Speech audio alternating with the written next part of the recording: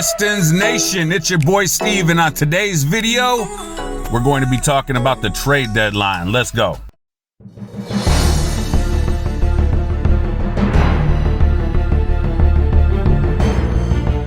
Okay, so what I want to get into today is talking about the Pistons specifically and what I think they should try to do.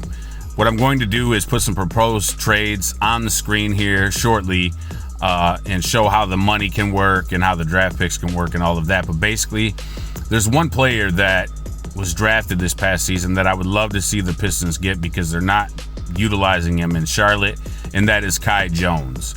Kai Jones, if you looked at his scouting tape as I did before the draft and read up on him, you'll see that he's an athletic big that can shoot as well as run to the rim and do a good job catching lobs, even putbacks and things of that nature. But he's buried behind Mason Plumlee, probably even JT Thor. So anyway, what I'd like to see the Pistons do is trade for him and potentially LaMelo Ball. They're probably never going to be able to pull this off, even if they wanted to, but I know that they had interest in LaMelo.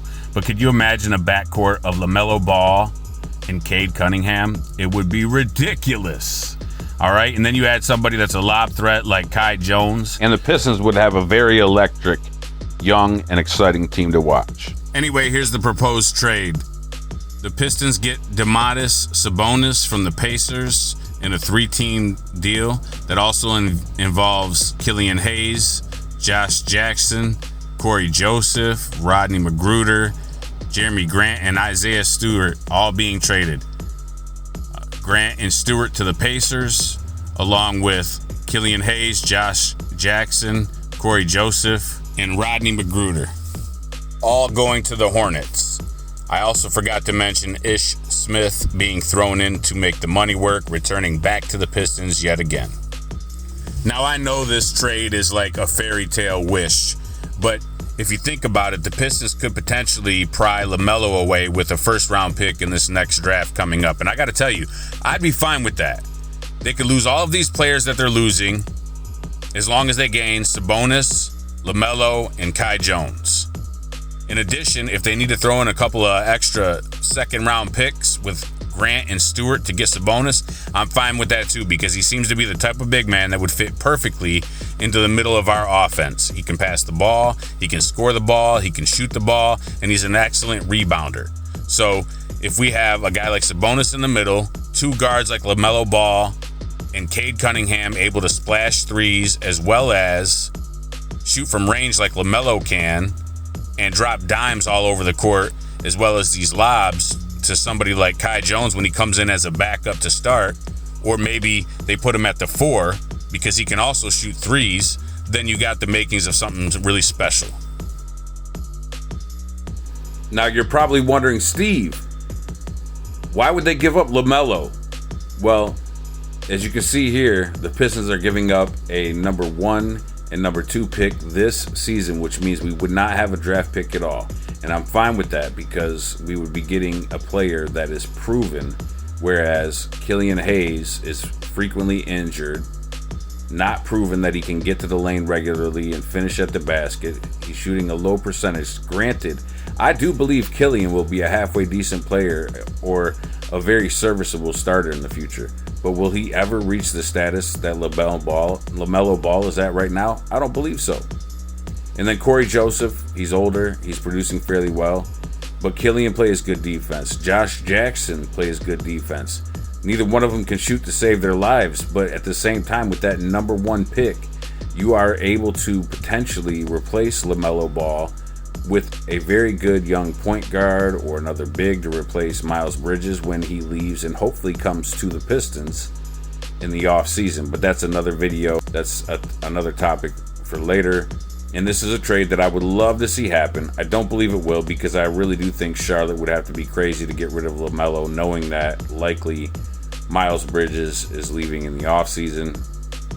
And also the fact that Killian Hayes isn't a good replacement for this season, and they are challenging for a playoff spot this year. But let's be honest, they know they're not going to win it. So for them, I believe this is a long play. All right, so here's a look at what the starting lineup and backups would look like after the trade.